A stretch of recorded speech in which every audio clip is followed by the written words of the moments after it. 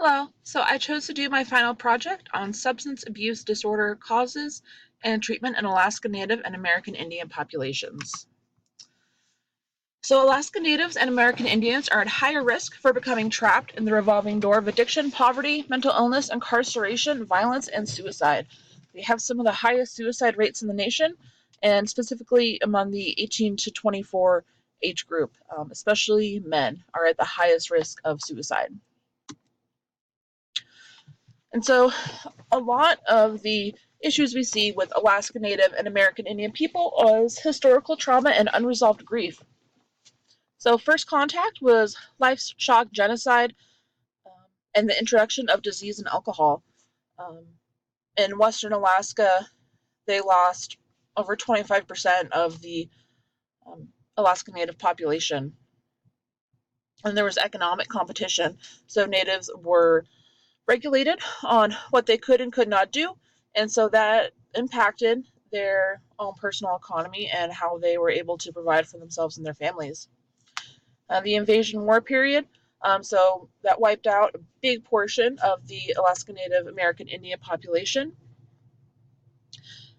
They were then put onto reservations. So they were confined, relocated away from their homes, and a forced dependency on the government and a lack of security. The boarding school period, where children were removed from the home, put into boarding schools. They were subjected to physical, sexual abuse, the prohibition of their native language and religion. And this had a lasting effect in that it made them ill prepared for parenting the next generation and a loss of connection with their community and their culture. Then there was a relocation and termination, where natives were transferred to urban areas. They were viewed as second-class citizens, and a loss of their governmental system and community. They also have some of the highest substance use rates, and this is both a cause and a symptom of trauma and grief. So substance drug abuse is highest among Native teens. So they are 2.7 times more likely to be hospitalized for alcohol poisoning between the ages of 10 and 17 than non-Native peers. So they use more substances and they also begin earlier than non-Native peers. Non-American Indian Alaska Natives tend to drink more frequently in smaller amounts, whereas Alaska Natives, American Indians tend to binge drink, where they consume large amounts over shorter periods of time, and this increases chances of addiction.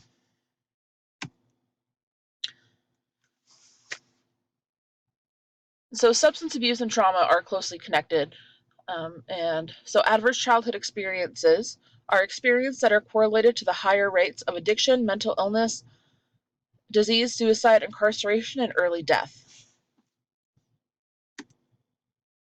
And so what ACEs are is they are abuse, whether that's physical, emotional, sexual, physical, emotional neglect, or family challenges. So if there's a family member who has mental illness, an incarcerated relative, substance abuse, they witnessed domestic violence in the home growing up, or their parents were divorced. And so this leads to disrupted neurodevelopment. When we are under constant toxic stress, our brains are unable to develop and grow as they should. And this leads to social, emotional, and cognitive impairment as we get older, which then leads us to an adoption of high health risk behaviors, which then leads to disease, disability, and social problems. And it generally leads to an early death. So to look at how ACE scores compare between American Indians and non-American Indians, American Indians score significantly higher among all of these categories.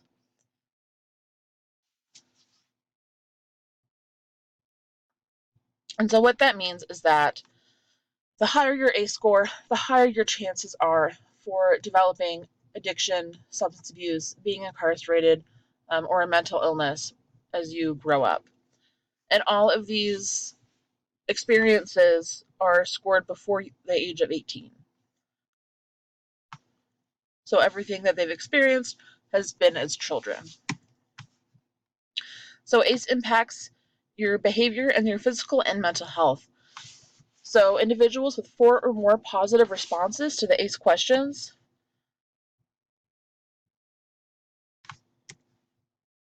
you are 10 times more likely to get liver disease, heart disease, diabetes, 60% more likely to be depressed, 10% more likely to need an antipsychotic, and 30% more likely to need an anti-anxiety medication. You are 12 times more likely to become an alcoholic or smoke, 11 times more likely to have used heroin or been incarcerated. You are 3 times more likely to get an STD, 30% more likely to experience rape, have greater than 50 sexual partners, 60% more likely to experience unintended pregnancy or elective abortion, 7 more times likely to have been involved with violence in the last year, and 5% more likely to perpetrate domestic violence.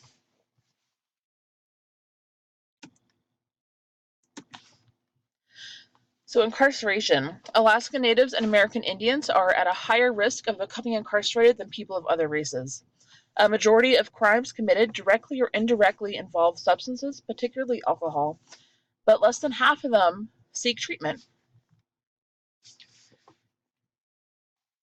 And so it becomes this revolving door, this cycle of experiencing trauma and using substances to deal with that trauma or that mental health issue, which then leads to criminal behavior, which leads to incarceration, release, relapse if no treatment, and even if treatment is made available, back to addiction. And this cycle continues over and over again until it's broken by offering culturally sensitive drug addiction treatment and a long-term recovery. The longer an individual stays in treatment, the better chances they have of maintaining long-term recovery.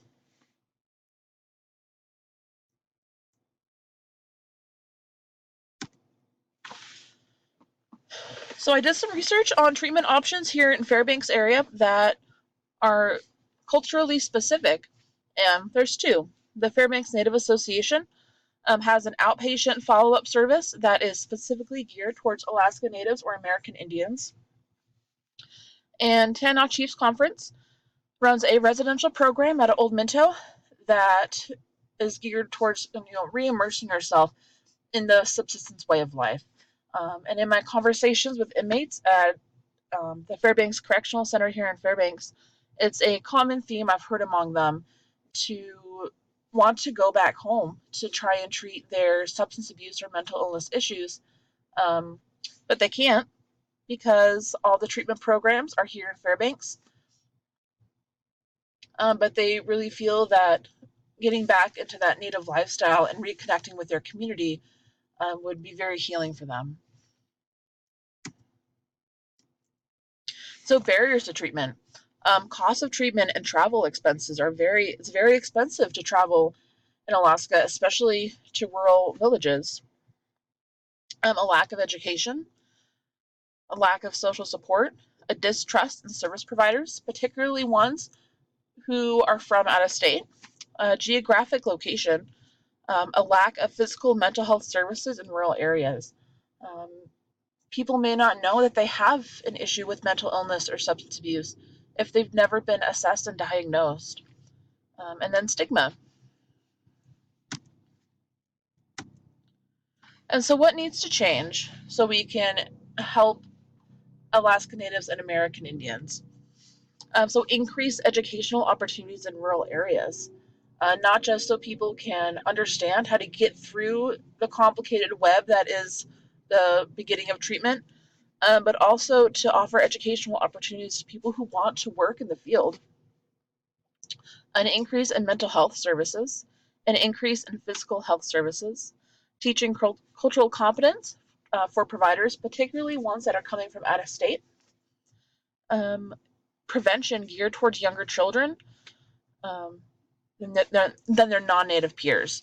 So since Alaska Natives begin using substances at an earlier age than non-natives, prevention needs to begin earlier for them. And bringing substance abuse treatment to rural areas. Not everyone should have to leave their home and their community and their family and their friends to seek treatment.